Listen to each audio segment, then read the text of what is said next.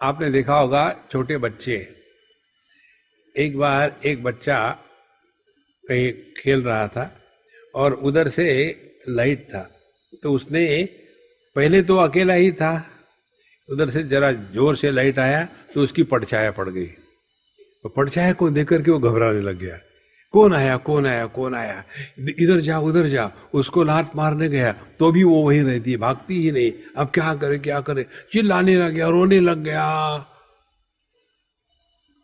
अब ये परछाए को लेकर के वो बच्चा रोता है तो उसको क्या कहोगे। इसी प्रकार से यह देहात्म भाव, ये हमारी परछाया है। ध्यान से सुनना, परछाया माने क्या, जो नहीं है वो। हम फिजिक्स में लाइट पढ़ते हैं, अंधकार पढ़ते हैं क्या? क्योंकि अंधकार क्या है, लाइट का अभाव।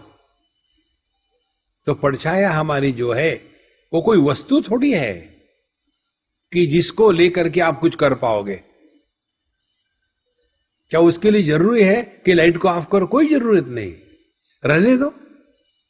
और फिर उस परछाए के ऊपर जो ट्रक गया तो हम ऐसे करेंगे, यार धीरे से जाना नहीं। देखो संतो, ये जो हमारी गलत भावना है, हमने अपने आप को देह मान के रखा है, यही सब अनर्थ का कारण है। इसीलिए हमने आपको 1000 बार सुनाया, वही सुनाएंगे और कुछ नहीं सुनाएंगे। केवल 2 बातें हैं अध्यात्म की।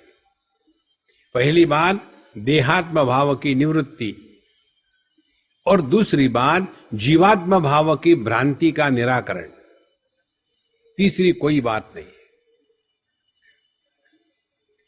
तो आगे कहते हैं, ज्ञाते अपि आत्मनि चिद्रूपे भूयो भ्रांति शरीर के केवलम भावना दाढ़ चिदात्मा देह को अभवत।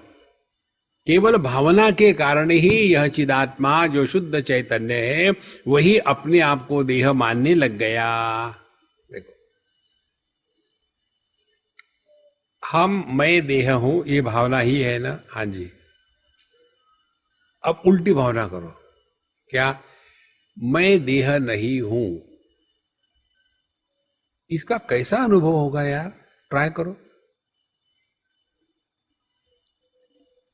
यही अध्यात्म है, यही मेडिटेशन है। चुप्पी मान के बैठ लेना और साइलेंटली सफर करना, वो मेडिटेशन नहीं है।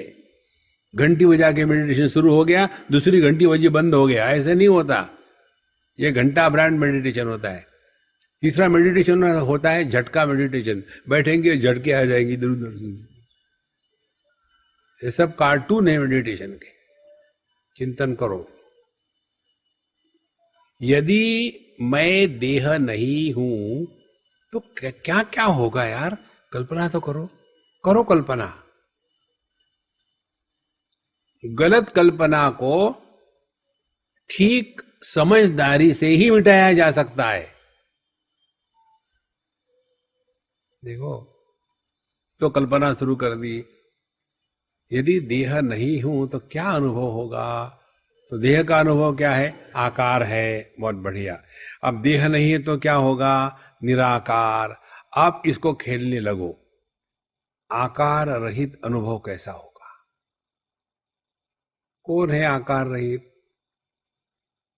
तो पता चलता है आकार रहित आकाश है। अब आकाश आकाश खेलना शुरू कर दो।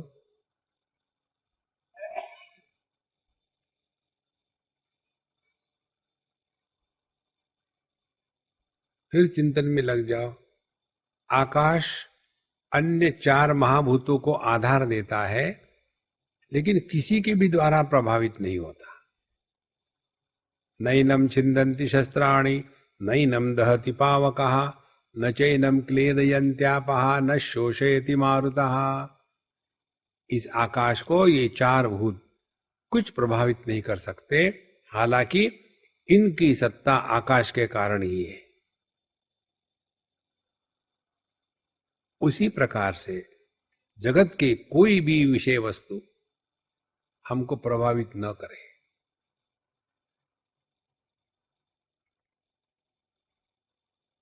तो कैसे जिए?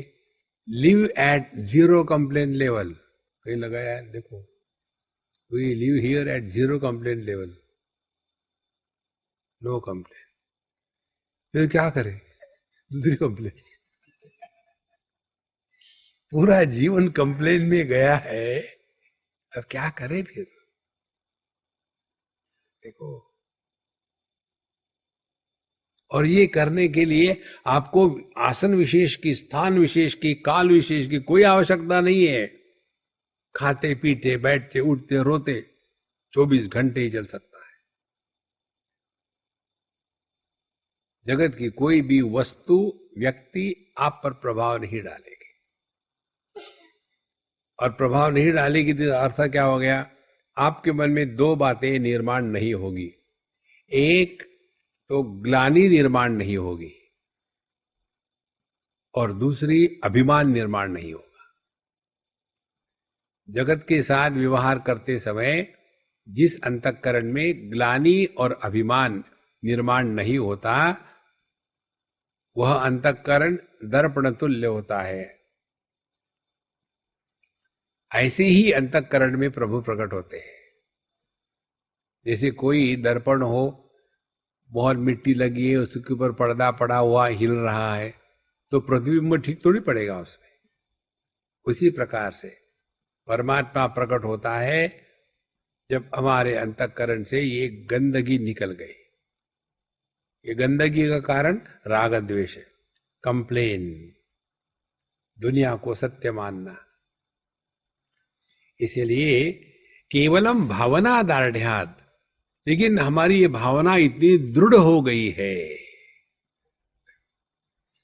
और उसी के कारण हम चिद्रूपे भूयो भ्रांति शरीर के, फिर 1000 बार वही होता है।